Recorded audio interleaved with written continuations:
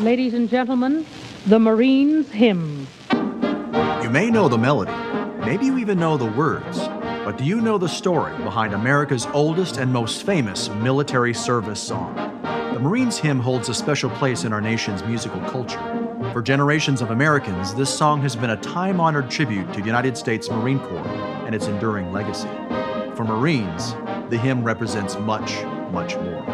The song is a musical symbol of the Marine Corps' ethos. The words are a rallying cry and a reminder that each Marine is part of a centuries-old tradition of honor, courage, and commitment. Singing the hymn is one of the first traditions a Marine learns at recruit training. From the halls of Montezuma to the shores of... So who wrote the Marines Hymn? While much of the story has been lost to time, the most likely history of the Marines Hymn begins over 160 years ago. Not in the United States, but in France. In 1867, German-born composer Jacques Offenbach premiered a 3-act operetta in Paris titled Geneviève de Brabant. Now, you may not have heard of Jacques Offenbach, but you've probably heard his music.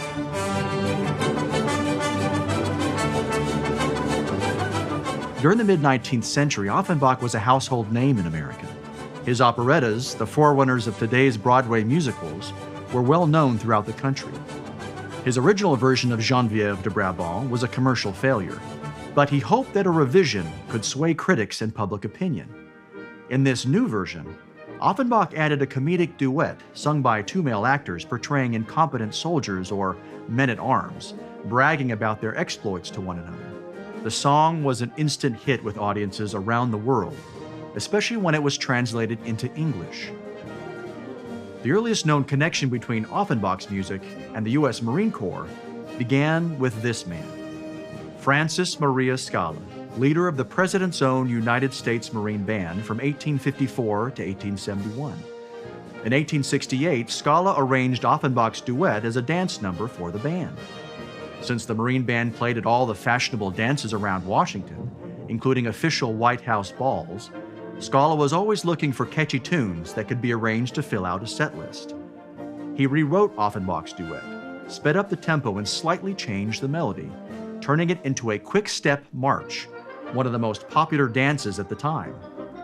Over the next 2 decades, the duet eventually made its way into the ears of rank-and-file Marines who dropped Offenbach's lyrics and began adding their own words to his melody. We don't know who first swapped the original lyrics for their own or why it became such a popular tune in the fleet.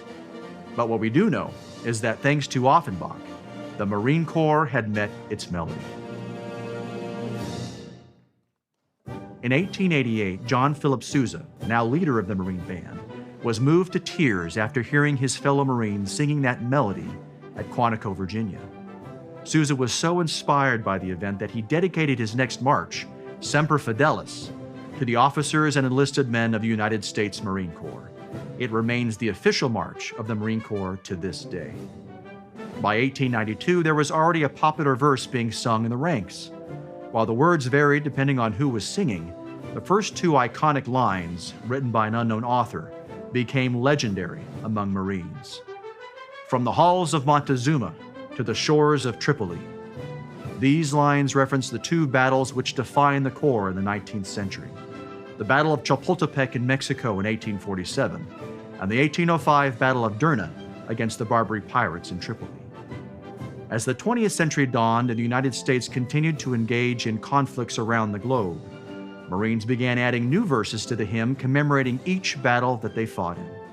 From the Philippine insurrection to the Boxer Rebellion in China, to the Battle of Belleau Wood in France. Colonel Henry C. Davis, a decorated Marine officer deployed to Cuba during the Spanish-American War, was a gifted writer and is among those credited for adding what would become the 2nd and 3rd verses of the hymn just as they appear today. By 1914, the Marine Band was performing the Marines Hymn on all of its concerts. The following year, Assistant Commandant Colonel John A. Lejeune wrote a memorandum which stated that Lieutenant William H. Sandelman, leader of the Marine Band, was creating a new arrangement of the old Marines Hymn. The Commandant wanted it to be sent to all the bands in the Marine Corps.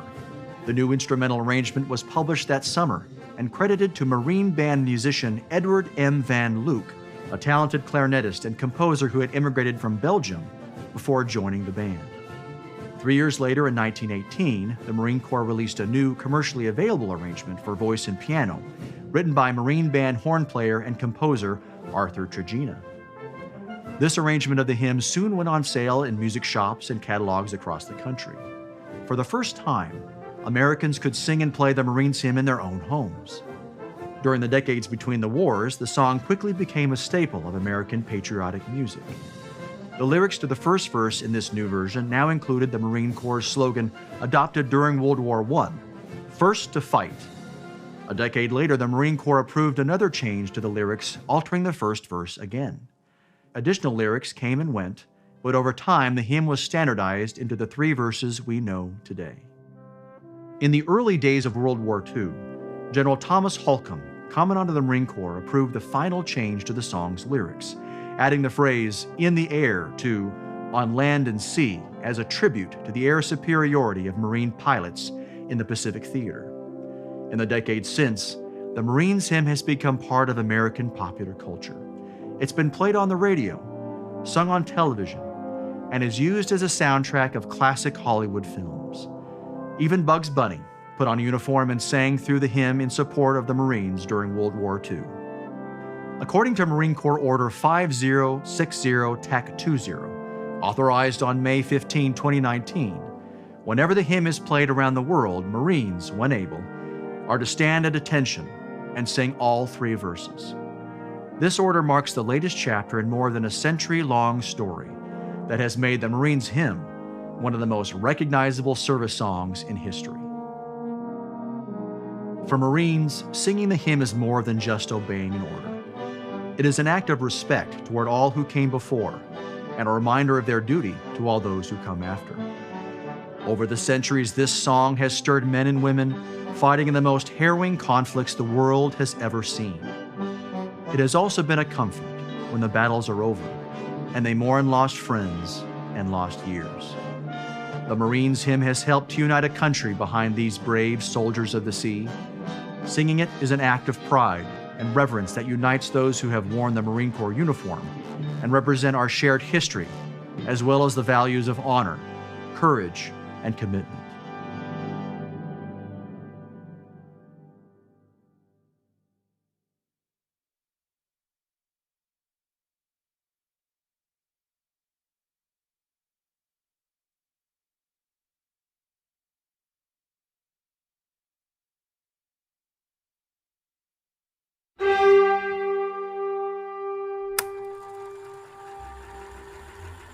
Celebrate 250 years of America with the President's own United States Marine Band as we mark the signing of the Declaration of Independence.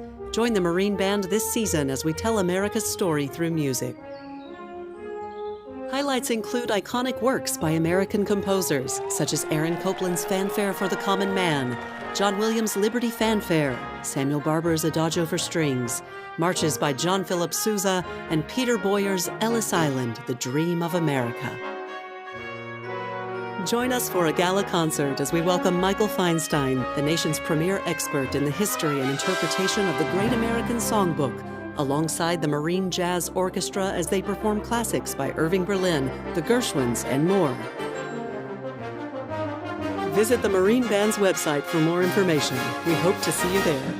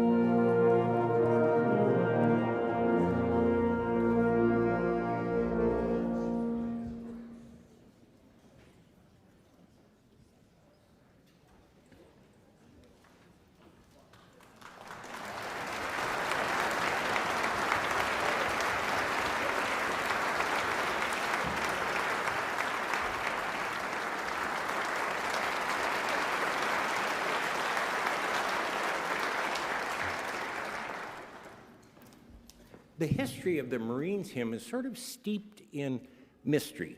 We don't quite know who found the tune. We don't quite know when the words were added. The only thing we know is that in the 1920s they added the air part. But the rest of the history of the Marines hymn is rather opaque in that sense. But we do know that the tune came, as so many of our American tunes came, from somewhere else. We were a young country, and if we liked something, we just stole it. And so, hence our national anthem is a British popular song, not a drinking song, but a popular song. And we think that someone heard this duet of two gendarmes.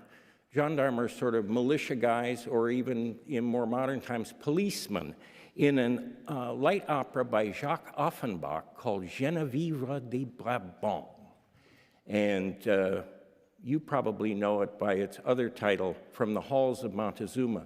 Colonel Bourgeois has made an arrangement of the original version from the opera itself, and we're going to hear it now. The duet of the two gendarmes,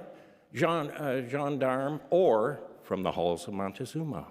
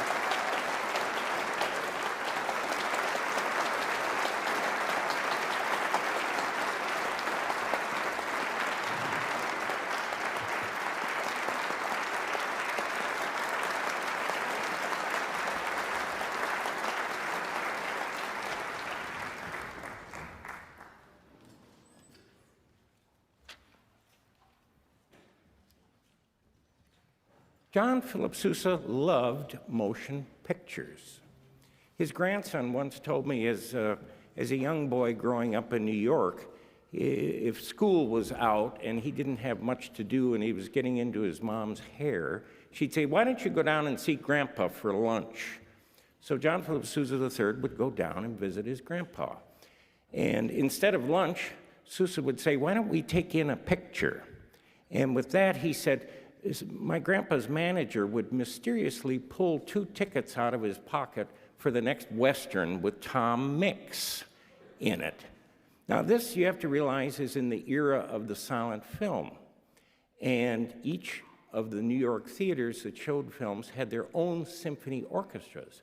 So Sousa's manager would alert the theater that Sousa was coming for the 1 o'clock show.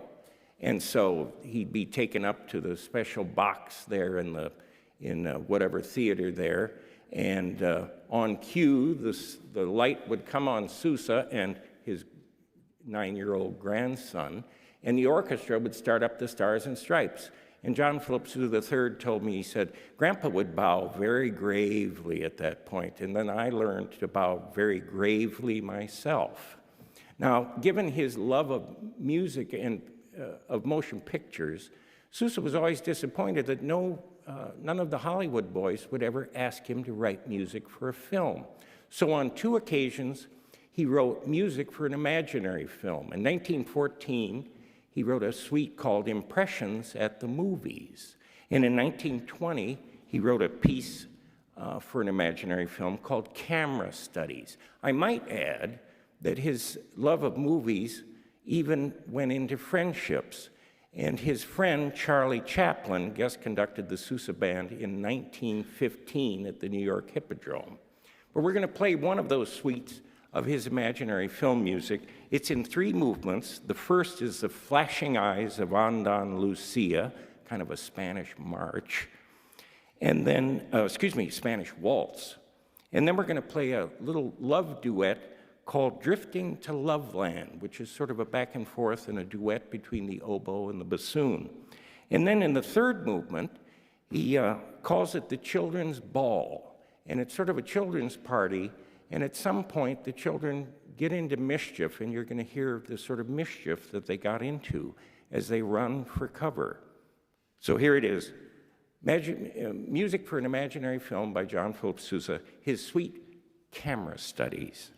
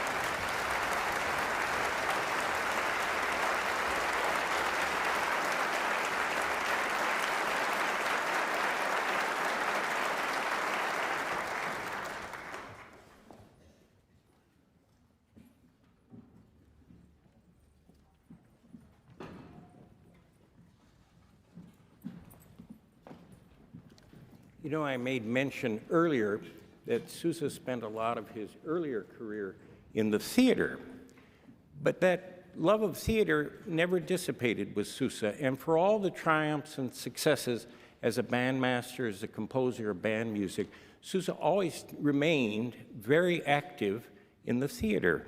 By the end of the 1890s, he had 3 hit musicals running on Broadway at the same time: El Capitan, The Bride-Elect, and The Charlatan.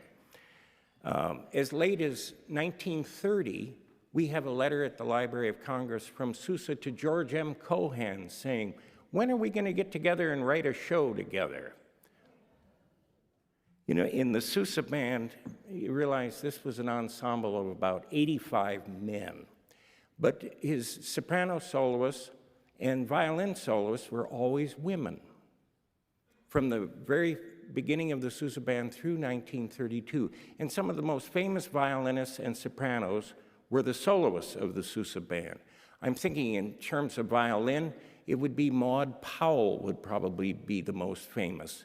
She was, in her day, regarded as not only just the most famous female violin soloist of her generation, she was regarded as the finest violinist, period, of her generation.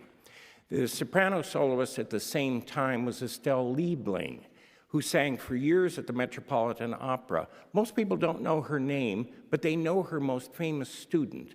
Her student was Beverly Sills. Tonight we're going to feature a song from one of Sousa's later operas called The American Maid. The original title was The Glass Blowers, but that would prove sort of unappetizing to most audiences, so he changed the name. But we're going to play an aria from that show called The Crystal Lute. And our soprano soloist for this is Staff Sergeant Hannah Davis. Hannah is a native of Pittsburgh, Pennsylvania. She earned her bachelor's degree in music from West Virginia University and recently graduated with her master's degree in vocal performance from the Peabody Institute of the Johns Hopkins University. Hannah has been serving proudly with the President's Own since September of 23.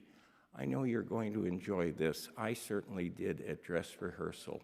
Would you give a very warm welcome to Hannah Davis?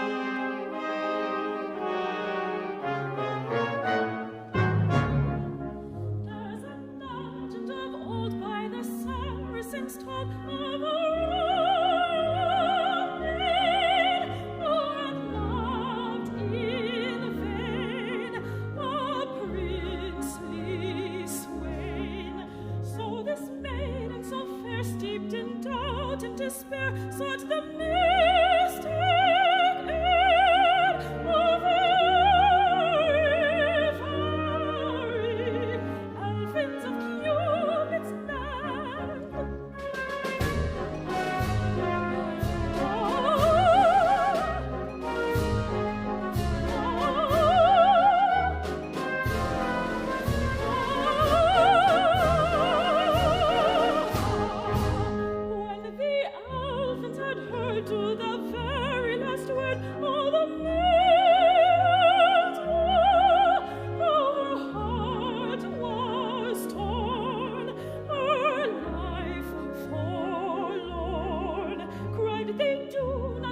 that is the time to be glad, for if there is no to lead hearts, sweethearts, unto the hearts that nod.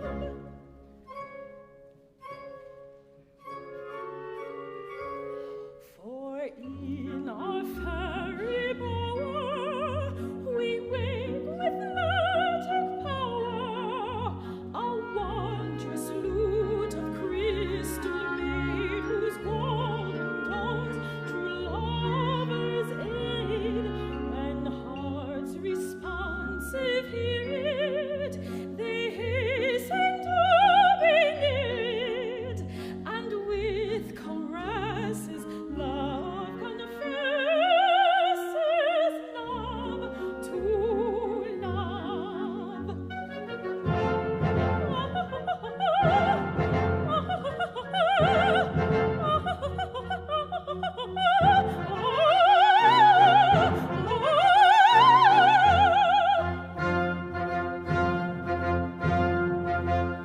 So the legend of old by the Saracens taught said the melody by the fairies played proved to prince and maid that their hearts beat as one, and no souls 'neath the sun could more happy be. For true love, new love, ever and they shall be. Yes, ever shall be. Yes, ever shall be.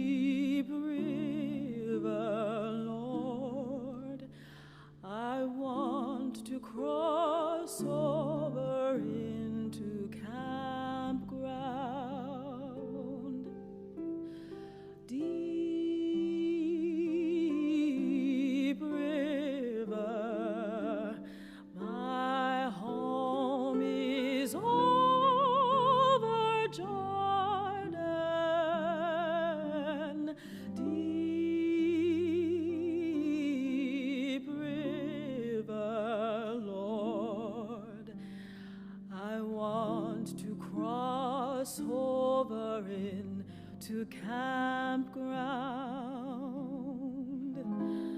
Oh, don't you want to go to that gospel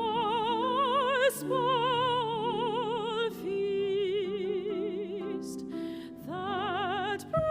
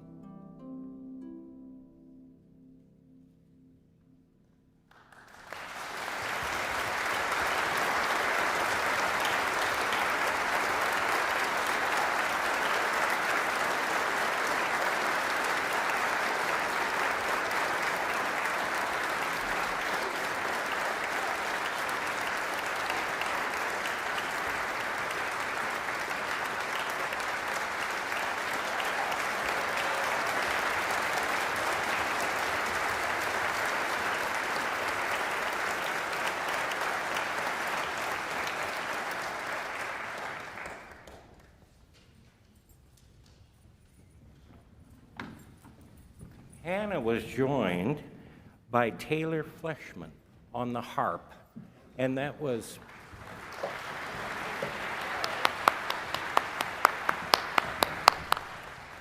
a beautiful setting by a wonderful British composer of African-American descent, Samuel Coleridge Taylor, called Deep River. Before we play our next selection, I wanted to make a very special announcement. This afternoon marks the final concert for a treasured member of the Marine Band, David Jenkins. Dave has been an essential member of the saxophone section, serving many times as a soloist and a feature performer. Additionally, he has served as a tour coordinator for the band's national concert tours for many seasons. Most importantly, Dave is a valued part of the Marine Band family, and he will be very much missed. Please join us in expressing our gratitude for his 21 years of outstanding service.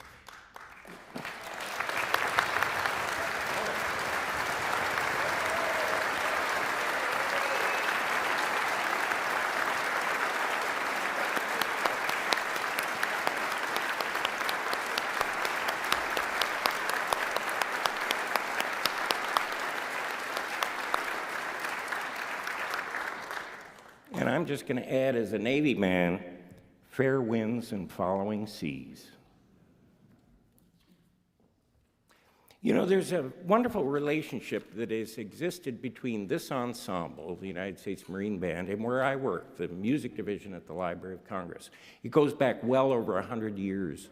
When we first started giving concerts at the Library of Congress, the Marine Band was involved almost from the very start. And that relationship has been a very valued relationship in the music division. And the piece, it has to do with the piece that we're going to play for you now. The Library of Congress is the world's largest music library. And our job is to document all kinds of music, but particularly our American music. And one of the pieces that has always been in the back of my head is by the distinguished American composer, Roy Harris. And Roy Harris was a slightly younger version of Aaron Copland. And he's an Okie. He was born in Oklahoma and began his musical studies, as many did, in France, but came back to the United States here as a composer.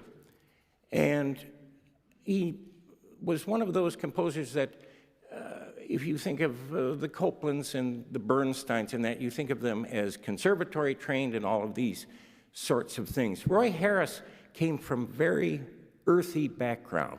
He spent most of his younger years as a truck driver. And he never lost that sense of coming from the people. And in the 1930s, he wrote a piece that used When Johnny Comes Marching Home as its theme. The piece itself didn't work out quite right, and in 1940 he revised it. But I found his notes about using When Johnny Comes Marching Home from that first piece, and I think it's rather illuminating into Roy Harris, the composer. He says, the chief theme, When Johnny Comes Marching Home, was perhaps the most popular song which came out of the Civil War. The original theme is of a lively march character, but it is in a minor mode and contains an underlying pathos. I would probably not have realized the reflective mood in this theme if it had not been one of the tunes which my father used to whistle when he returned home from the fields at the end of a day behind weary, plodding horses. Now, when he did this revision in 1940, 1941, Colonel Bourgeois even noted at the dress rehearsal that the middle section is rather ominous and rather brooding, almost morose. And when I went back to the notes at the Library of Congress about this piece, I remembered that what was going on in the world at the time. Fascism was taking over Europe at the time, and I'm sure that had something to do with Harris's composition of this piece. It's a piece I've wanted to hear for many, many years. It's one of those pieces that sort of slipped between the cracks. And going back to that relationship between the library and the Marine Band, I brought the score down to the band, showed it to the colonel, and said, we have to perform that at the Sousa concert. So we're going to play it for you now. It's one of the very fine pieces by one of our great homegrown composers. It's by Roy Harris, and it's called When Johnny Comes Marching Home.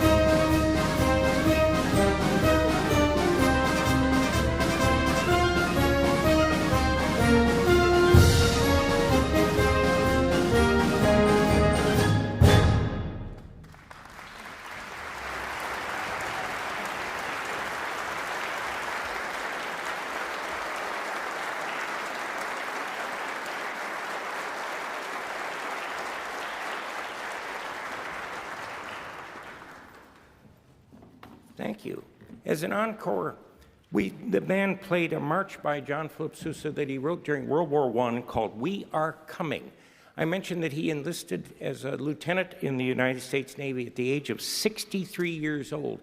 And during that time, during World War I, he wrote many marches, 9 in 1 year, in fact, and organized a 300-piece marching band and concert band of Navy musicians out at the Great Lakes Naval Training Center near Chicago. And with that band, John Philip Sousa and his band raised over $25 million for the war effort. And he did this all for the munificent sum of $1 a month, or $1 a year, excuse me. And at his house in Long Island, he had a framed check from the United States government for $1. And below that, he wrote a poem, and it went something like this.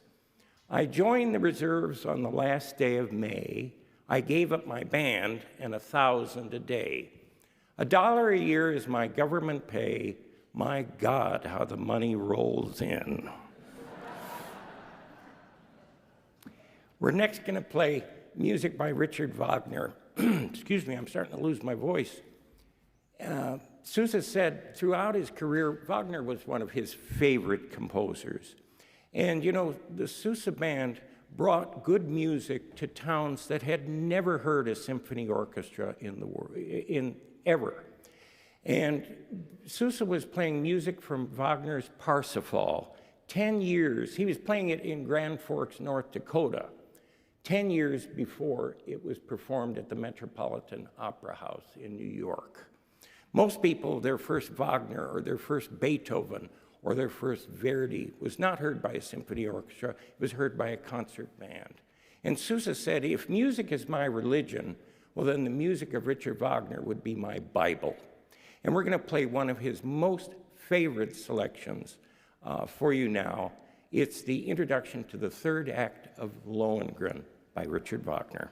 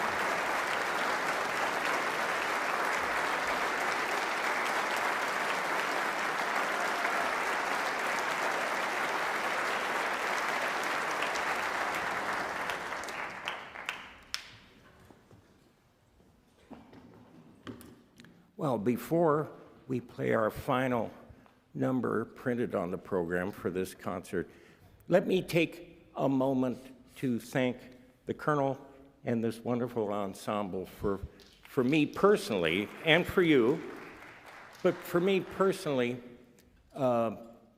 making my job at the Library of Congress wonderful. I see these pieces of paper on the shelves, and I look at them and I think, wouldn't it be nice to hear this or hear that? And then I can come to a concert like this and have them come to life. The musicians that you see here, this ensemble, the President's Own, the United States Marine Band, has, for 228 years, provided the soundtrack for the American experience. They have always been, they always are, and they always will be one of our greatest national treasures.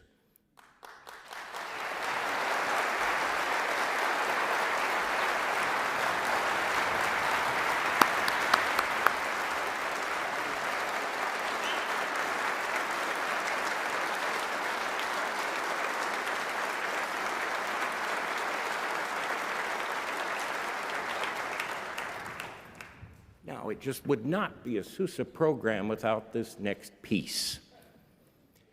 And the story behind it is interesting.